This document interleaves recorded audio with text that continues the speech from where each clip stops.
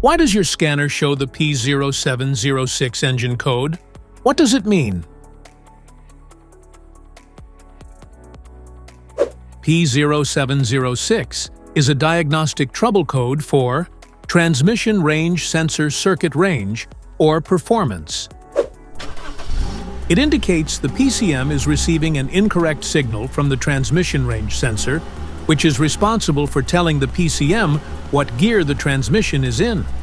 Under this circumstance, short-distance driving is permitted, but your vehicle should be repaired as soon as possible. So, what causes this imbalance? Here are the most common culprits. This error can be caused by these possible faults in your vehicle. Faulty transmission range sensor.